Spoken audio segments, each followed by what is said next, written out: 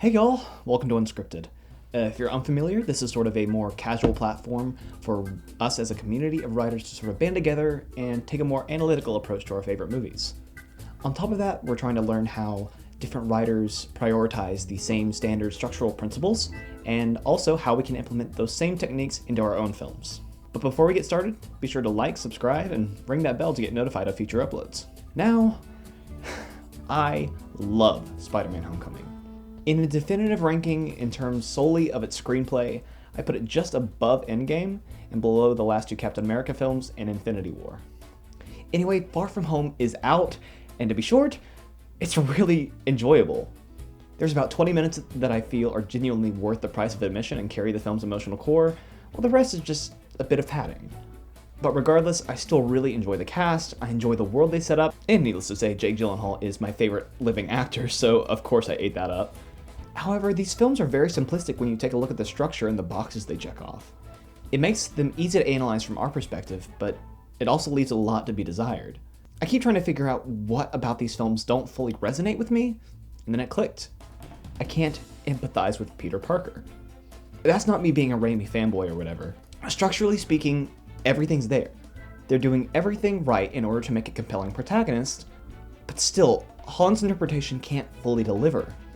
However, it was while watching the latest film that I noticed serious improvements in certain departments, while also cringing at the retreads and backtracks taken in others. Now, catering to human emotions, specifically empathy, is complex and not really tied to screenplay structure, but I feel like if these films maintain consistency in these few key aspects, they would better appeal to fans looking for a deeper level of investment. And those are, number 1, supporting the central conflict within its side conflicts. Number 2, intertwining MacGuffins with character and motivation. And number 3, matching stakes to proper consequences. So let's compare and contrast. Aspect number 1. Homecoming is insanely solid as a means of establishing the want-need disparity within the character of Peter Parker, and also having that reinforced in such an omnipresent way by outside influences pulling him in opposite ways, like his high school friends looking up to these superheroes versus his own idols, like Tony Stark, telling him to do the opposite.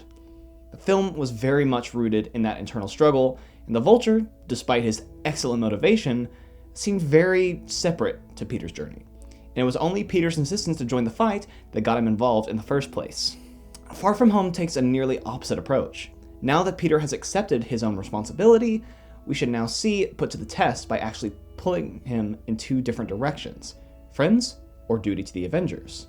However, for nearly the first half hour, we only see little vignettes of the ensemble traveling around scenic Europe, staging meet-cutes, or running physical comedy bits. It's all perfectly enjoyable on its own in an adorable way, but none of it pushes Peter along his central journey.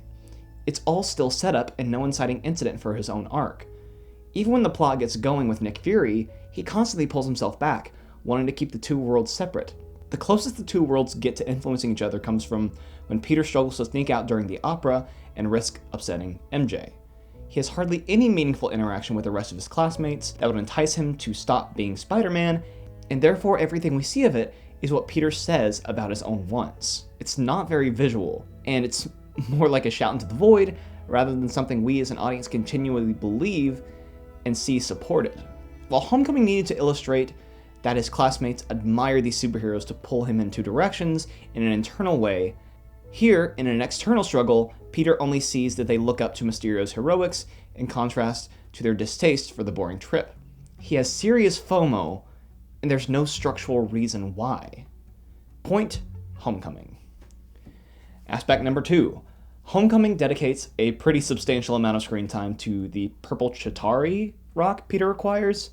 In fact, it's the only real lead Peter has to the Vulture in his operations besides the ferry sequence.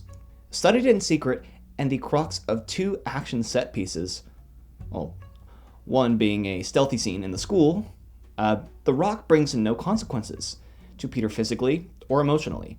He rescues everybody at the Washington Monument when it explodes, and there's no tension with Ned. For something that arguably takes up a similar amount of screen time as Far From Home's glasses, it leaves no real impact on the plot in any substantial way.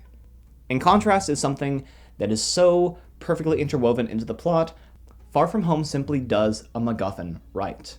Although the general consensus is that Tony's glasses and their entire purpose in the film is its weakest aspect, I believe it improves on other Spider-Man's plot devices and even a lot of plot devices in recent movies in general.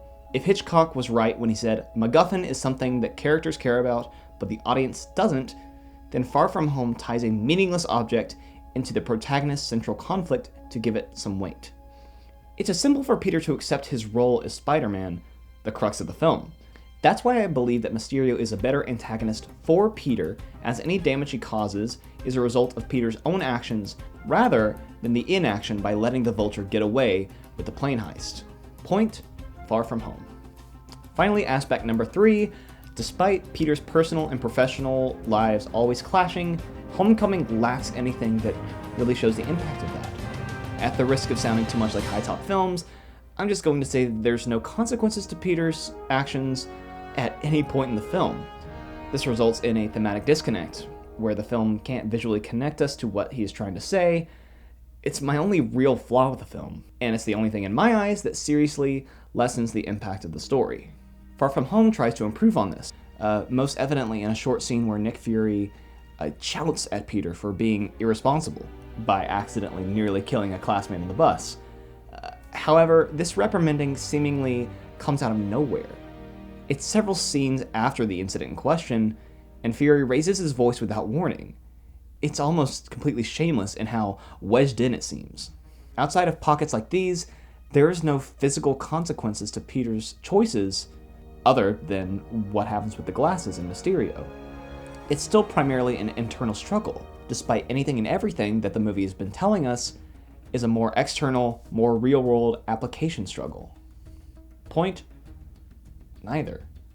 Even though it took steps in the right direction, Far From Home is still far from a truly great film that stands on its own. It's the fabled illusion of change that Stan Lee spoke of. It's the ability to convince an audience that on the surface, monumental things are happening to our protagonist, while always eventually returning to the same status quo. Just as Peter returns to New York, swinging around. No, I'm not talking about the post-credit scene. That doesn't really count, as that plot point is not as much the result of actions taken in this film, and are instead more likely to set up to future stories. It's still a great time, and absolutely worth seeing. I just wish that some of these plot points really stuck. But again, those are just some of my disparate thoughts regarding Far From Home. Have you seen it? Be sure to leave your thoughts down in the comments below. And once again, if you like what I'm doing, feel free to subscribe and ring that bell to get notified of future uploads. Thanks for watching. Bye!